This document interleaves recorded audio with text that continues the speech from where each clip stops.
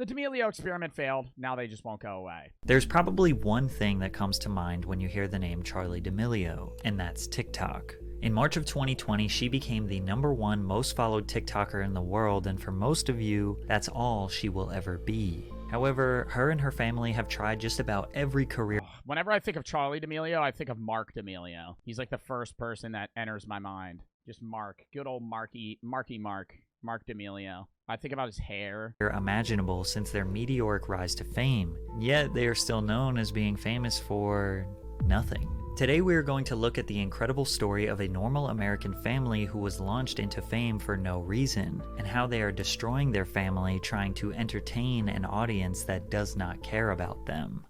I don't know why the Demilios don't take the $30 million that they made and just disappear, because that is exactly what I would do if I had an entire family that made millions of dollars off of TikTok. I would immediately dip. I would say, this was fun, right? I did my Renegade a few times. Thanks for the sponsorships. Thanks. I hope you guys had fun watching, and then skedaddle. Their parents were already rich before the fame, as the sisters attended the King's School in Stamford, Connecticut, which cost $50,000 per year to attend high school. Who the f*** is paying $44,000 to send their stupid kid to kindergarten? Oh my god. Oh my god. I understand private schools, right? Like, I went to a Catholic school. It was nowhere near this amount of money, and I had a grant to go there. I went there for dirt cheap. Like, oh my god, $40,000 to go to a kindergarten. What the f are they learning? Calculus? Charli describes her life before TikTok as normal. I would go to school, go to dance, do my homework, and go to bed. It was pretty much like every other teenager's life. Charli downloaded TikTok like anyone else to distract their mind from the mundaneness of everyday life. She uploaded her first video in March of 2019, which was her and a friend lip-syncing to a random soundbite. She didn't expect anyone but her friends to watch her videos. Considering she had a deep passion for dance, competing as a competitive dancer since she was a toddler, TikTok was the obvious outlet to post fun dance videos, but she could have never predicted what would happen next. In July 2019, on her way to dance class, Charli posted a duet of her following the choreography of a user named Move With Joy. The video instantly went viral, and her notifications blew up during class. I had like 7 followers, but when she picked up her phone after class, she had 2,000. Although Charli claims she never wanted attention nor was trying to be famous, after her first taste of virality, she prioritized TikTok like someone who did it. Yeah, every motherfucker says they post TikToks to post TikToks for fun, but the second you have a TikTok get like fucking 50K views, you're like, okay, maybe I should post a little bit more. It as a full-time. Deadass, that's what happened, bro. That's how I started TikTok. I did a stupid trend that I thought was funny, and it got like fucking 5,000 views. And then I did another one, and it got like 20,000 views. And I was like, huh, this is kind of fun. And then I, started making content. Job. She posted every day, sometimes multiple times per day, and very quickly she gained hundreds of thousands of followers. Although she was oh my god, I remember that. When she had the Black Lives Matter as her profile picture, and everybody was like, when Charli changes it, it's going to be World War III. Thousands of followers. Although she was a skilled dancer, it's not like she was doing Jabberwockies level moves that would impress you. In fact, you wouldn't be able to tell that she was a skilled dancer from the mediocre moves she posted on the app. So why was she so popular? Well, even she didn't know. I wish I could give everyone an explanation as to what happened, but I have no idea. I'm just doing— She sold her soul to the Illuminati, right, chat? Right, chat? It's not just like luck coupled with the fact of consistency of posting, coupled with the fact of, it's just like the audience she found in a niche. No, she definitely sold her soul to the Illuminati. No, 100%. That's sarcasm for the people that didn't understand that. Doing what I do every day and posting it, I guess. It's very insane to me, as it is for everyone else watching. At the time, the app was dominated by young users. TikTok classified more than a third, roughly 16.6 million, of its 49 million daily users in the United States as being 14 years old or younger. Charli was 15 years old at the time, making her appealing to the age group of the most active users. Since it was working, she just kept posting, kept trying to grow and see what happens. But her being popular became somewhat of a joke. The Charli D'Amelio challenge was a huge trend where people would overreact to her incredibly average TikToks. In a never-ending Oh my god, this is like when I downloaded TikTok. I remember this shit. ironic loop, people were going viral reacting to her videos, which made her even more viral, which led to even more people asking, why is she famous? Making fun of her became an easy way to gain millions of views, but some things she did were genuinely cringe, like her very first YouTube video intro. Hey guys, it's Charlie and I'm super excited to be sharing with you my first ever. Bro, my first YouTube video is fucking cringe. You can't diss somebody for being cringe when it's like their first year doing social media. Yeah, okay, that is wild. She hit the Renegade like in her first video, but if you pull up my first video is awful. I don't even want to watch it, but now I have to do it. Now I have to show it. Oh, it's fucking dude. I always loved them. Hello, everybody, and welcome to the first episode of Vibe Talks on YouTube.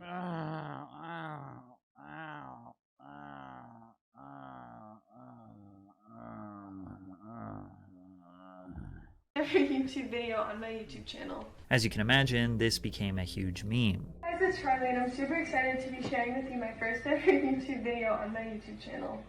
Hey guys, my name's Jay. My dad left me at 6. Oh!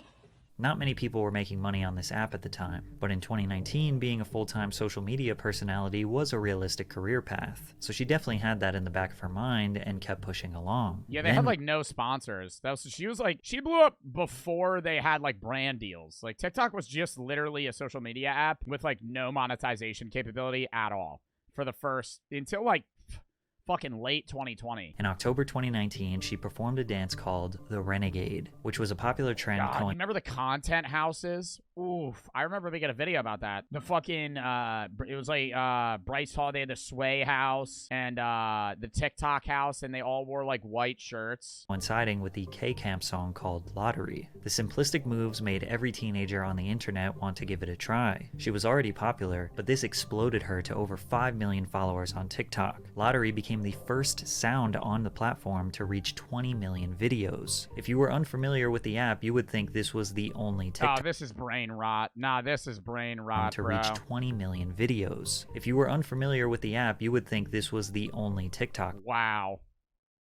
Dance. Just like 50 people doing the same fucking dance. Charlie would post multiple videos per week doing this one dance. It is now 4 years later, and some people still only know her as the TikTok girl who does this dance. By the end of 2019, she had 18 million followers. Her sister Dick. Yeah, I never understood why they would do. She probably did the Renegade like 50 times. I never understood that. Like, imagine if I made the same rant and just reposted it like 15 times. You'd be like, dude, you've already, like, some of you guys, if I mention anything I've talked about before, you guys will fucking hoard me about it. You'll be like, dude, you fucking said this. You fucking said this. Followers, and even her mother and father had TikTok accounts with hundreds of thousands of followers. The Demilio family was a full-blown business now, and it was time to capitalize on it. Charlie got to step into Hollywood and voice act in the animated children's film Stardog and Turbo Cat. The family signed to United Talent Agency in January of 2020 and began receiving massive business opportunities. Bro, I worked with UTA. I forgot about that. Did I work with UTA? No, I didn't work. What was it? It's either Talent. I think I worked with Talent X, which like managed the Sway guys for a little bit. Charlie got to meet and collaborate with her idol, Jennifer Lopez. So next week, you guys as a family are all going to the Super Bowl. We have 4 tickets to the Super Bowl. Maybe lose my shit a little bit more, hey? Hey, you guys are going to the Super Bowl, $50,000 seats. What? No way. The Super Bowl?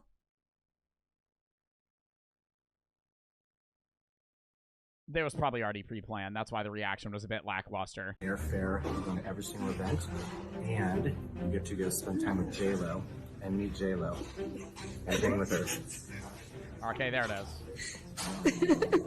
She was also featured in a Super Bowl commercial for Sabra Hummus. Yo, I remember this commercial. Okay, boomer. Oh, I forgot what she said. Yeah. Okay, boomer. Okay, boomer. Okay, we're gonna get Charlie Demilio in on this hummus because not enough Gen Zers like hummus. Okay, so how do we get a young audience to like hummus? Let's pull Charlie D'Amelio and get her to hold like a carrot with hummus, like a raw carrot, and say, okay, boomer. However, she was incorrectly credited with creating the dance, as TikTok users referred to her as the CEO of Renegade, which would ultimately lead to her first major controversy. But first, a word from our sponsor, Underdog. I'm sorry, I'm skipping it.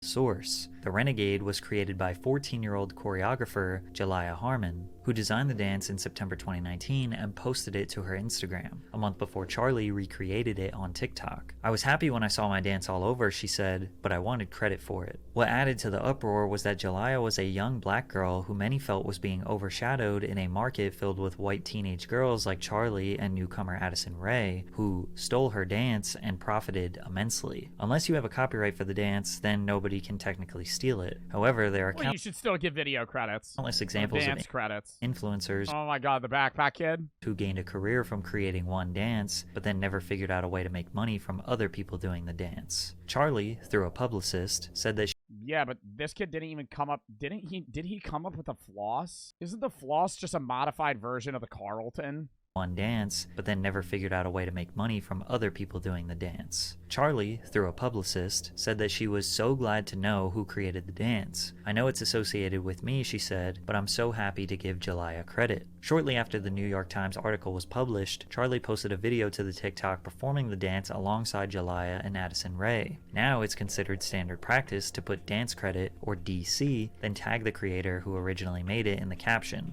Even when Charlie went on Jimmy Fallon to dance in front of millions, they DC'd everyone in the description below. I'm just glad Young Daddy Cat got their credit. Fortunately for Charlie, this controversy kind of went away quickly, because the world got hit with the pandemic and had bigger problems to address. By the end of March 2020, nearly the whole world was shut down, with hundreds of millions of people inside, browsing the internet all day. TikTok gained 315 million new users, so when Charlie officially became the #1 most followed TikTok account on March 25th, it was huge news. She surpassed Lauren Gray at 41.4 million followers. TikTok having a rising star was crucial for their success. Charlie was their model example of how this app can change your life, but it just kept leading to more and more people asking, why is she #1? Why is she famous? It didn't help that It's so fucking obvious, dude. Every video that she does, she doesn't speak a language, so anybody in the entire world can watch her. It's why Cobby Lame's so big. It's why Charlie's big. It's why every other fucking dancer's big. The second you open your mouth and you say a word, you immediately mitigate your audience to the people that speak that language. So yes, you're going to have a wider audience array. Coupled with that, it's just fun, lighthearted dances. It applies to every audience age, right? If I'm sitting here and I'm rambling and cursing about niche fucking topics, you already have to like my content, you have to speak English, you have to like the niche that I'm talking about, you have to understand the references that I'm making, so you fucking mitigate yourself. But if you just sit there and you do fucking Renegade dances, and you fucking do TikTok dances, you're going to be fucking open to a multitude of fucking people, comparable to somebody who's doing niche skits or something like that. path as any other random LA socialite influencer. She started a podcast. The Ramble Podcast Network struck a deal with Charlie and Dixie to launch a series called Two Chicks. They lasted 27 episodes, but it didn't take off since the two aren't really that great at talking. Then Charlie and Dixie partnered with Morphe Cosmetics to launch a makeup line. Makeup reviewers on YouTube thought that the products were just average, specifically designed for young teenagers, and just felt like a business play rather than an ambitious endeavor. Dunkin' Donuts offered a limited time drink on their menu called I used to order the fucking Charlie, dude. That shit slapped. Yes, it was literally just kind of like a sweetened fucking coffee, but that shit was good as fuck. the Charlie. Then she collaborated with Hollister, designing a limited edition fleece sweatshirt. Charlie later appeared in Jennifer Lopez's music video for the single Pati Plus Lonely, and in Bebe Rexha's Baby I'm Jealous shortly after. Charlie's basic influencer journey was likely due to pressure from her managers letting her know she needed to be capitalizing on her moment. Wow. So what this No, it was them pressuring her, but it was also the management going, hey, I know you don't really do podcasts and you don't really talk in your videos, semicolon, however, comma, We have an offer lined up with an agency that's willing to pay you $10 million if you do 30 episodes of a podcast. Would you do it? Yeah. This is a look at your 2021. This is the major things we're focusing on. So we have all partnerships. We have, the different companies you're working with, like, ring lights and starting a clothing company. So, and then you have books and TV shows. Most 16-year-olds are not ambitious. They just want to hang out with their friends. So Charlie's managers essentially just tell her what career she is going to pursue, because if the world is going to give you fame, why not make millions of dollars from it? She didn't need to prove herself in these industries. Her follower count was enough. It seemed like Dixie had to try harder to be recognized as a promising talent, so she wasn't just seen as Charlie's sister. There were days I would work all day and Charlie wouldn't do anything. I was like, how do you have all these followers and you're laying in bed all day? Dixie made her acting debut in the Brat TV series Outway General. This show is essentially a low-budget Grey's Anatomy, replacing the adults with TikTok influencers who can't act, including Dixie despite... I remember watching an episode of this. It was bad. It was really bad. I mean, I don't know if Dixie necessarily did. She did not do good, but I don't know if that's because she's a bad actor or because the whole show is just fucking stupid. Like, the entire premise of the show was, like, just a horrible. Like, it wasn't even if you had good actors, it wouldn't be entertaining. Despite her theater background. Instead of incorporating real-life scenarios to teach important values to children, Outway General is filled with unrealistic scenarios where these teen volunteers find themselves assisting patients in critical conditions with severe medical injuries, despite having no qualifications. They also casually walk around the hospital, in and out of patients' rooms, and randomly break into TikTok dances in the hallway. The show received terrible reviews, sitting at an abysmal 1 out of 10 on IMDb. Dixie 1 out of 10. left the series after one season to focus on her music career, but her music career didn't really go smoothly either. Be Happy was Dixie's debut single, which focused on themes such as mental illness and depression. As she was hyping up the release, nobody had heard her sing before. She was notoriously a bad dancer. She's not a bad singer. So nobody really knew what to expect. What they got was Dixie moping around her multi-million-dollar LA mansion, asking everyone to I think it was just shitty fucking lyrics. It was just shitty fucking lyrics, if I'm being real. The fucking singing was not bad.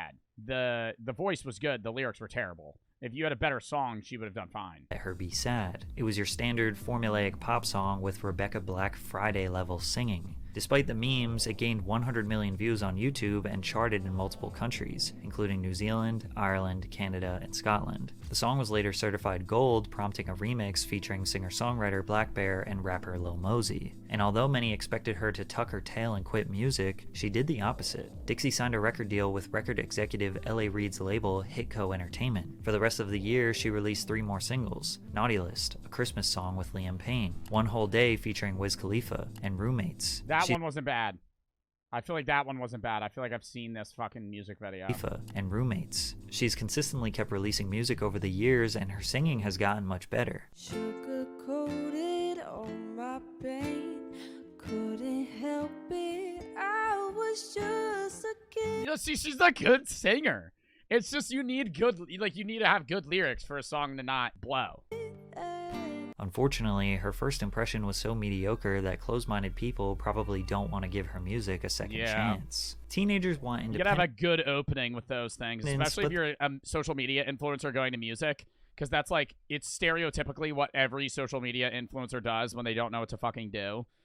Especially TikTokers. It's like a TikToker gets a shitload of clout doing something, and they're like, I can't transfer this to YouTube, Instagram, Snapchat, TikTok is the only thing that I could do. What do I do now? Oh, I know. Let me make a stereotypical fucking song that could be clippable for TikTok again. But being around my parents and my family keeps me so grounded, and we still sleep home. We still tell our parents if we're leaving. Yeah. Do you guys like that? Yeah. Keeps us sane and normal. Charlie and Dixie likely went into business with their family because, well, it'd be more comfortable to attack the crazy Hollywood lifestyle as a group. The Demilio family YouTube channel was launched, which would lay the foundation for their reality show. These videos only proved that— Yeah, that's awful.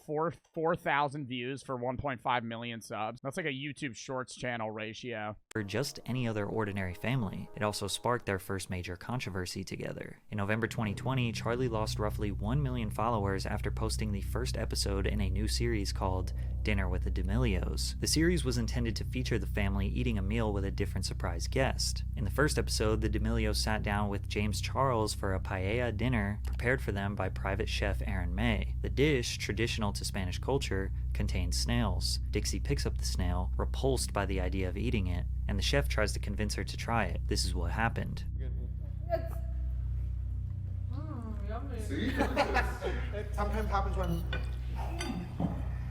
Don't be so dramatic. Excuse yourself. Spitting it out like that is nuts, but not liking it isn't wild. Like, her to be like, this is gross, is like her, it's just her fucking opinion. But, like, did she just spit it on the floor? Oh, she actually threw up. Ew. Do we have any dino nuggets? Ew. While not liking snails is normal, it's obviously very rude to gag and make a huge Being filmed while you're eating a dinner, though, is just, I feel like there's such a weird type of video. Dinner with the Demilios. Like, who would want to watch this? scene. Imagine how the chef felt seeing that. Especially when later in the video, Dixie picks her nose and eats the booger. So they have their own personal chef, and Hey, it's your own, it's your own, you know, it's your snot, right? At least it's not somebody else's. Charlie is asking for dino nuggets, the privilege this girl has. While their father continues to try and have an engaging conversation with James, the girls couldn't be less interested, picking and playing with their food. To cap it off, Charlie made a comment about her follower count that rubbed James the wrong way. Because imagine if I hit 100 mil a year after hitting mil. Was the 95 not enough for you? After the awkward moment, the girls try to close the show in the most unprofessional way ever. Alright guys, thank you so much for watching our YouTube video. Thank you so much for Okay, I'm just gonna do it. Thank you for watching the first ever and most likely the last ever episode of Dinner with the Demilios. Kinda sad how James was scolding the girls for their manners and not the parents. James is nice to the chef. Any adult watching this knows that teenagers acting impolite or I goofy forgot about that shit. I honestly forgot about that shit, dude. made it so bad. They have a celebrity chef, a celebrity guest, and are filming the entire experience to launch a brand new series for their own business. So you'd think these girls would be on their best behavior. The entirety of social media erupted calling the girls entitled. The parents were not disciplinary enough. And the usual, why did we make these people famous? Some people timestamped every single moment of the video criticizing a facial expression or movement from them being rude. Dixie See, that's like nitpicking, bro. Like, that's just fucking, that's like pocket watching at that tried to point. apologize and say that people were unfairly criticizing her based on an out-of-context 15-second clip, which was ridiculous because we had all of the context we need. Charlie also addressed the situation. We've since talked to Chef Aaron May, and like, he's not upset. He was in on the joke, so 249 million fucking people. he was like not, it wasn't a thing where we were being blatantly disrespectful. It was more a thing like you joke around with your friends. Everyone on my team is No shot. There was 250 million people. friend and family. Like, Apparently, this was all just a skit for the video. Charlie addressed losing 1 million followers after her comment about wanting to hit 100 million followers in a year. when I had said about the followers thing, I genuinely just thought it would be so cool to hit a huge milestone a year after hitting another milestone. I never meant for you guys to make it seem like you were numbers or did not mean anything, and Now, if she kept this statement short and sweet, a lot of people would have considered this being a misunderstanding, but she made a crucial mistake and began crying. Yo, what if she went down a different route and just was like, fuck you guys. You guys are fucking numbers. You guys are fucking numbers. All you are is fucking numbers. You're like ants. You're just a pea in my fucking bowl, buddy. You're just a fucking pea in my bowl. There's a fucking 100 other peas in my bowl. You're one. You're not even one. You're like a grain of sand on a beach, right? You're like fucking nothing, right? You're the skin of my goose. No, that doesn't even make sense. Crying on camera. sorry. Seeing how people reacted to this, like, I don't even know if I want to do this anymore. Like, this is messed up stuff that people are saying. Like, people telling me to hate myself, people just like blatantly disrespecting the fact that I'm still a human being is not okay at all. The points she was making were valid. She didn't deserve that level of bullying, but many people look at crying as trying to take a situation and make yourself the victim and then try to gain sympathy. By doing this, I don't think crying necessarily makes you seem like a victim. I think crying is showing an emotional sadness to a situation. Like, I think maybe she went in a little much to it, but also, you know, at the time she was what, probably like fucking 17, getting death threats and shit. I don't think anybody should have to go through that at any age, you know? So being upset in those regards, or even if somebody's like canceled and they cry in their response, I don't think that's necessarily making them a victim. I think it's the context in which they're crying. With headlines saying, Charli D'Amelio cries after losing 1 million followers, which we know is not why she was crying, but that just furthered the narrative that she is spoiled and famous for no reason. But ultimately, it didn't really matter, because she became the first person to surpass 100 million followers on TikTok, which prompted numerous accusations that Charli was buying TikTok followers because nobody still, after all this— Yeah, but you pulled a video from some fucking jerk off that does the, your fifth at wants to fucking eat toenails. Tag your fifth at. Did you see Charli's buying followers? Ooh, comment on the video if your name starts with a fucking A. This time could understand why you would follow her. From day one, Charli and the entire Demilio family's biggest conflict was the hate.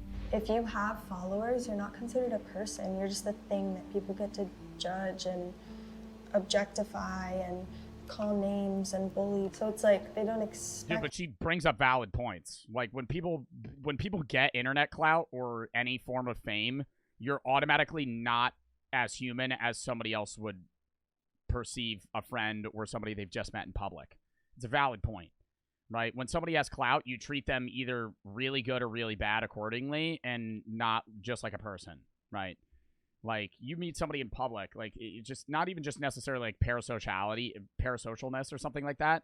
It's just how people perceive this individual, right? The things they say and all that. It's like you kind of talk to them like they're a robot or a Sims character rather than a person. Possessing a skill or talent that is extraordinary, which makes people flock together to pay attention to that skill. You have to work, grind, show passion and dedication to a craft for years before anyone is going to respect you. They were given followers and fame and feel entitled to be given support every time they find a shiny new career they want to pursue. So people give hate to the Demilios because they get to waltz in any creative industry other people are dying to get into. They get paid more for media. It's like a form of jealousy or envy, but it's like, because they are potentially less qualified people in a lot of the realms that they're getting into, and the people that are possibly more qualified or more entertaining aren't getting a shot.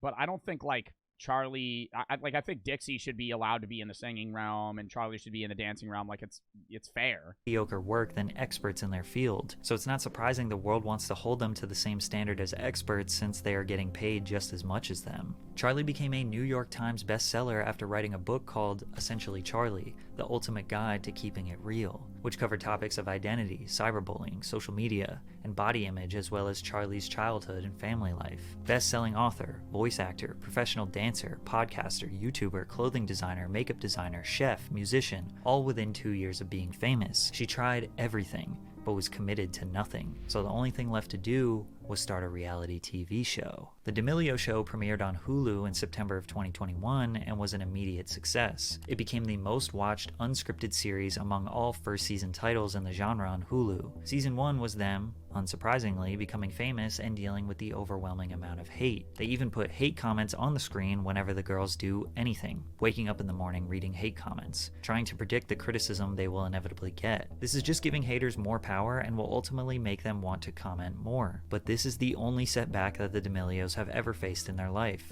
people not liking them. Mariana Trimble of Washington Square News called The Demilio Show a surprisingly humble look at TikTok's most famous family. You may be shocked to find that you have more in common with celebrities than you thought. Well, they were a normal family for 20 years and famous for 2 years, so it's not that surprising to think they are just like everyone else. But season 2 took a weird turn. They documented Charli's new burning passion to pursue a music career. Music was the outlet for Dixie to break away from just being Charli's sister, and since Charli was speedrunning every career path, you would think they would just let Dixie be the singer. But to make it worse, they lied to Dixie for months, claiming that Charli was at acting class when she was getting singing lessons. So when they broke the news, that is like low-key fucked up. Dixie wasn't happy. I was caught off guard and then expected to be like, oh my god, this is so perfect. You know what? Why don't you put this song on my album? We could do it together. Like, that's how they wanted me to react. And I'm like, guys, no. Charli did end up releasing a couple songs that saw moderate success, but as a shock to nobody, she doesn't seem committed to that career path either. We also see even more pressure from managers for Charli to pursue business ventures. Right now, my skin is like kind of not. Bro, I just wanna make money and do social media and entertain people, and then when I'm done, I wanna open like a bar. I don't know why this is getting to like a, hey, you need to be an all-time singer or a fucking a world-class writer or an actor. Dude, just fucking do what makes you happy. You know, obviously you want to make money, right? And I'm sitting on this pedestal as a fucking Twitch streamer that's like, oh, I get to fucking do this as a living. I know, right? But I'm saying, like, you don't have to be a fucking doctor or a fucking writer or a fucking singer, right? You could do something that you enjoy, right? Obviously, you want to make money from that, but you shouldn't sit there, even with Charli and them. Like, I don't know why she's ping-ponging through these massive ideas.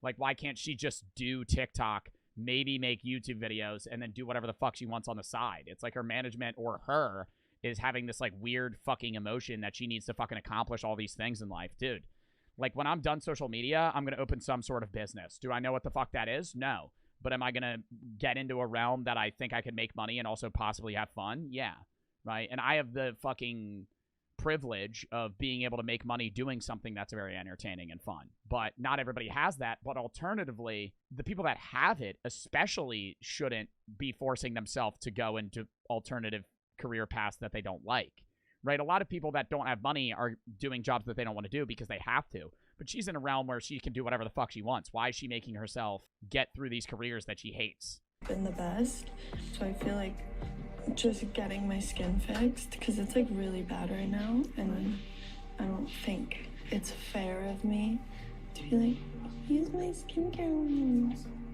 That's not what I want. I feel like a fraud, and I don't enjoy feeling like that. She also appeared in Dancing with the Stars, which was the first time a business venture made sense. And actually, Charli and her partner Mark Ballas won season 31. The other main theme about season 2 was how Dixie was in a toxic relationship with her boyfriend Noah. How many times have you guys quietly separated and gotten back together over the last year? However, season 3 gets even darker, starting with their father talking about the family's goals for this season. Goals for this year, I would say what our goal is every year, to do no harm to our family. Then they go on to make an entire season about Dixie and Charli hating each other. You guys need me. Like, you act like you don't. I don't need you. What? What? Great. You too. You can find. Bro, I'd move out. I'd fucking move out. I'd just stop doing all of this, bro. What? Like, why are they on the reality? I don't know if this is, like, fake beef. Bro, if my fucking sister, like, if Charli's my sister and she said that, I'd be like, nah, bye. Right? If I'm Dixie, my sister's like, hey, I don't need you. I'd say, oh, that's chill. I'll take my fucking 30 mil cut and fucking skedaddle. Ride home, you can Oh, look at a puppus. walk home, you can pay find half another your ride. rent. Okay. Who? Anyone else? I have Uber. Great. This was just what we see on camera. Charli says it's even worse off camera. Like, she doesn't really see how she could even, like, be the problem.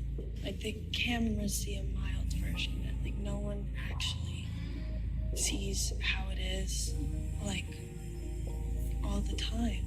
I am her human punching bag. Now, it is important to recognize this is reality TV, and who knows how much of it is scripted. Since their careers are very boring, the show producers need menial drama to spiral into something bigger so they have a storyline. MTV producers purposely Yeah, because they can't be like, all right, we're waking up today and we're going to go film a fucking Chipotle ad, and then I'm going to make a TikTok, and then I'm probably going to sit and watch Hulu. Organize Ryan Sheckler on his show to get him to cry and lash out, which led to him developing an alcohol addiction. Mark and Heidi are not stepping in because if the sisters aren't fighting, the show is just them making mediocre music and complaining about hate comments. With that being said, it does seem like Dixie has genuine disdain for Charli. I made her. This wouldn't be the first time Dixie plays the "I'm better than you because I'm older" card.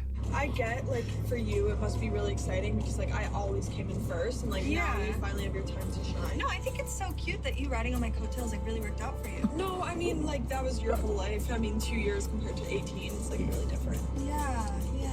And again, it's reality TV, so we have to take this with a grain of salt, but kind of seems like this family is destroying itself. I feel like they're fucking competing for no reason. Why? Just because you're siblings doesn't mean you have to be better than your sibling in the same career path that they're in. Just do what the fuck you want to do. You're just related. That doesn't mean you're competitors. The interest in the Demilios is drying up because they're just a normal, pretty non-problematic family, which for the sake of humanity is great, but for entertainment, it's stale. All of their controversies are nothing compared to most celebrities, which, again, that's a good thing. The Kardashians maintain their fame through calculated publicity stunts, drama, sex tapes, contractual relationships with men who are A-list celebrities, having children. Reality TV is a soulless industry. Nobody's life is interesting enough to be on display like this, so you either have to intentionally create conflict or your show gets canceled. We usually deal with celebrity nonsense because they offer something of value in return. Kanye continuously disappoints his fans, but he has created so much great music that they will block out his antics and praise his art. Similar things can be said about Shia LaBeouf or even Bam Margera. Even though the Demilio controversies are small and Charlie is pretty unproblematic, most people don't rush to her defense because she is known for TikTok dances and brand deals. Nobody's gonna be like, I'm gonna ignore the Charlie controversy because yeah, but if it was like a fucking famous rapper that had the drama that Charlie had, it wouldn't even gain traction.